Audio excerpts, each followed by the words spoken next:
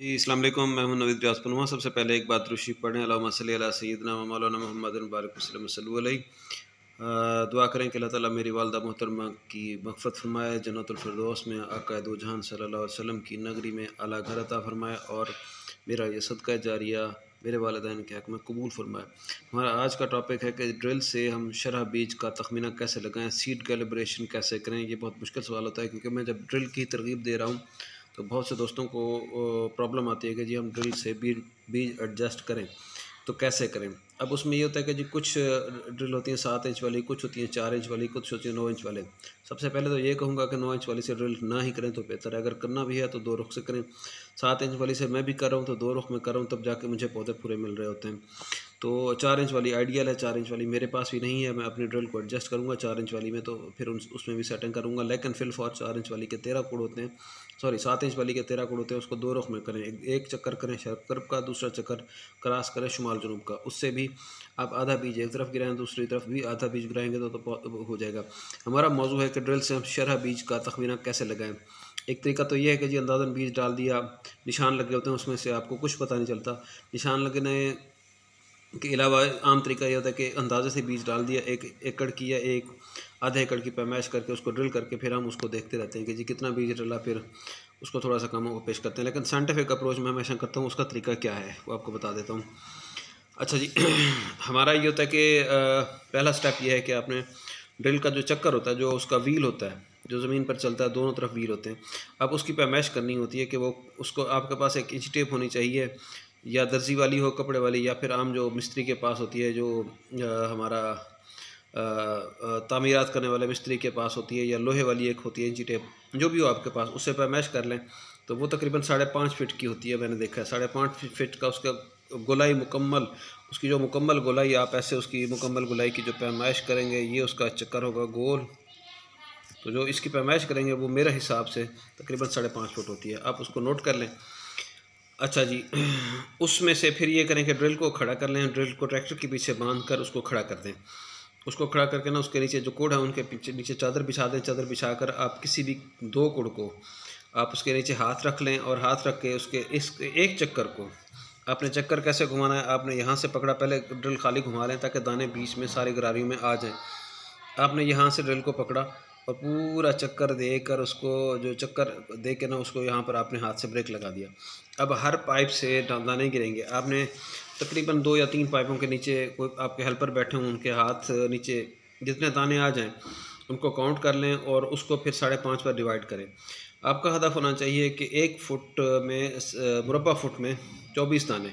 अब 1 मुरब्बा फुट में 24 दानों के लिए आपकी ड्रिल अगर 4 इंच वाली है तो उसके 1 फुट की लंबाई में 4 इंच वाली ड्रिल में 1 फुट के अंदर ये 3 लाइनें आती हैं, 1 2 और 3 आपने गिराने हैं। ये 1 मुरब्बा फुट ही बन जाता है। तकरीबन 1 फुट की पैमाइश इधर आ गई और 1 फुट की भी इधर आ गई। इसमें 1 फुट की पैमाइश में आपने दाने गिराने हैं 24, तो 8 1 फुट में की लंबाई में, 8 1 फुट की लंबाई में, और 8 इस फुट में 24 बनेंगे। तो 8 फुट एक जो है ना उसमें आपने दाने गिराने होते हैं 8। ये हदफ दे रहा हूँ, इसको मैं जस्टिफाई करूँगा। अगर 7 इंच वाली है तो उसमें 6 से 7 दाने गिराएं, लेकिन उसको भी आप दोनों तरफ से घुमाएं। अगर आप उसको फिर एक ही चक्कर से घुमा रहे हैं तो फिर आपको 14-15 दाने एक चक्कर में 7 इंच वाली ड्रिल में गिराने लाजिम होंगे, तब जाके आपका पूरा हो। अच्छा जी ये अब सवाल ये है कि ये दाने हमने 24 दाने गिराए हैं तो एक एकड़ में कितना शरह बीज बनेंगे।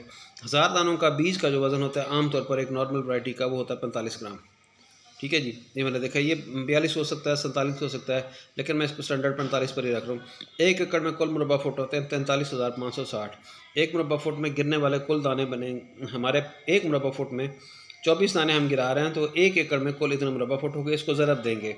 इसको ज़रब देने के बाद 10,45,440 दाने गिरेंगे। अगर 1,000 दानों का वज़न होता है तो उसका हम जो डिस्कस कर रहे थे अपना 45 ग्राम होता है 1,000 दानों का वज़न। तो उसमें फिर जो 1 किलो में कुल दानों की तादाद बनती है 22,000। अगर 45 ग्राम 1,000 दाने उसका एक सीड का वज़न होता है अमूमन। तो इस तरह फिर शरह बीज फी एकड़ कितने बन गए 10,45,440 हमने दाने गिराए, उनको 22,000 पर तकसीम किया तो ये हमारे पास 47.5 किलोग्राम फ़ी एकड़ बीज बनता है। मतलब हासिल क्या हुआ कि 24 दाने आपने 1 मुरब्बा फुट में जब गिराए गिन के, तो उसको फिर शरह बीज आखिर में कितनी बनेगी? अगर हमारा दानों का वज़न भी 45 ग्राम हो, सीड का वैसे इतना ही होता है, तो हमारी शरह बीज बनती है 47.5 ग्राम, बशर्त ये कि ये आपके 24 दाने गिरे जो हैं वो ये जर्मिनेट भी करें। छठ में तो नहीं इसमें होगी, छठ में मेरा ख्याल में इसमें से तकरीबन 7-8 दाने आपके मिस हो जाएंगे। ड्रिल में उम्मीद है कि ये अगर 100% उगाव हो तो फिर इसमें से 20-22 तो उग सकते हैं इंशाल्लाह ताला, सारे भी उग सकते हैं। अब 24 दाने फ़ी मुरब्बा फुट गिराने का मकसद क्या है? हमारा हदफ ये कर जो होता है ना कि जो मेरी टेक्नोलॉजी है, मेरे हदफ में ये है कि आपने 1 मुरब्बा मीटर में आखिर में मुझे 450 से 500 सिटे दिखाने हैं। ये मेरा टारगेट है, तब जाके हम 70-80 मन यील्ड को टारगेट करते हैं। 70-80 मन प्लस तक भी जा सकते हैं, मौसम अच्छा हो तो। पाकिस्तान की जो औसत टिलर है ना, वो है एक दाने से 1.5 टिलर। ये साइंटिफिक कैलकुलेशन है कि पाकिस्तान में आप कहते रहें कि जी 10 टिलर होते हैं, 50 टिलर होते हैं, लेकिन पाकिस्तान में औसत टिलर एक दाने से 1.5 सिट्टा है।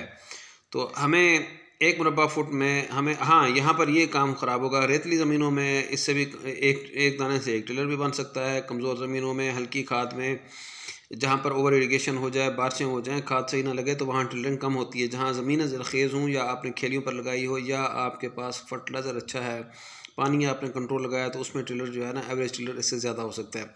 लेकिन ये मैं उस स्टैंडर्ड पर ही बात कर रहा हूँ। तो हमें 1 मुरब्बा फुट में 40 से 45 सिट्टे चाहिए, जो कि 1 मुरब्बा मीटर में 10.7 मुरब्बा फुट होते हैं। हमने 40 जो हमें 24 दाने गिराए थे, अब उससे क्या होगा कि हम 24 दाने जब गिराते हैं तो उससे हमें अपना 40 से 24 से तकरीबन हम जो है ना वो 40 से, अगर 1.5 टिलर भी हो, 24 से 30 दाने हम गिराएं, तो हमें जो डेढ़ की औसत से हमें फिर 1 मुरब्बा फुट के अंदर 40 से 45 सिट्टे मिल सकते हैं। अब उसको हम मुरब्बा मीटर में ले जाते हैं, वो कितने बनते हैं? 10.7 से मल्टीप्लाई करते हैं तो वो 428 से 481 सिट्टे फ़ी मुरब्बा मीटर बनते हैं। ये याद रखें कि पाकिस्तान में छठ में अमूमी तौर पर 250 से 300 सिट्टे फ़ी मुरब्बा मीटर होते हैं। इस वजह से छठ में आम तौर पर यील्ड कम आती है ड्रिल से। अगर इस तरह कर लेते हैं तो ज़्यादा आती है। अगर छठ में शरह बीज ज़्यादा की जाए तो फिर या फर्टिलाइज़र अच्छा हो, या बाकी जो चीज़ें मैंने गिन दी हैं, तो उससे फिर जो है कि आपके फर्टिलाइज़र अच्छा होने से टिलरिंग अच्छी हो जाती है छठ में, वरना अमूमी तौर पर छठ में पौधे पूरे नहीं होते। अगर 24 से 30 दाने भी फ़ी मुरब्बा फुट गिराएं और 100% उगाव हो, तो इनसे 1.5 की टिलर से हमें आखिर में 40 से 45 फ़ी मुरब्बा फुट सिट्टे हासिल होंगे, जिनको कि हम मल्टीप्लाई करते हैं 40 से 45 को, तो वो 428 से 481 सिट्टे बनते हैं। अब इससे जो है ना वो फिर आगे अगले स्टेप में हम काउंट करेंगे। मुझे आजकल की काश्त में आप मुझे इतने दाने गिरवा के दें, हाँ वो जो बहुत ज़रख़ेज़ ज़मीनें हैं वो शायद 47.5 शरह पीज उनके लिए ज़्यादा होगी, वो 40 पर ही आ जाएं। उनके दानों के गिराने की तादाद फिर उस हिसाब से वो 20 से 25 गिराएं, और वो जो है ना हमें 24 से 30 दाने गिरा कर ना दें।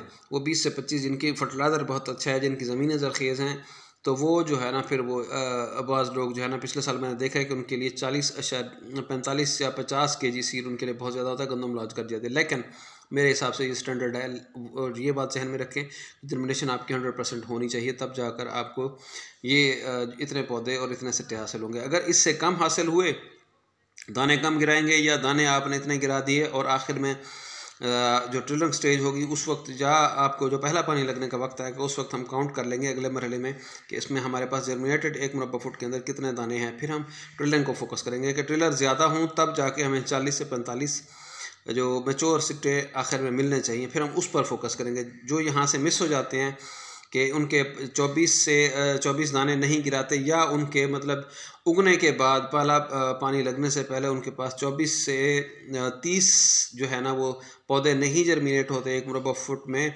उनके आते हैं 15 से 20, 15 से 22। तो फिर हम एफर्ट करेंगे कि उनको, क्योंकि हमें चाहिए 40 से 45 सिट्टे, तो हम फिर इसी स्टेप पर, अगर जर्मिनेटेड इतने नहीं मिलते, फिर हम इस स्टेप पर आकर टिलरिंग करवाएंगे। उसके लिए आगे बहुत से तरीके हैं। अल्लाह ताला आपके रिस्क में खैर बरकत अता फरमाए। Thank you so much. अल्लाह हाफ़िज़।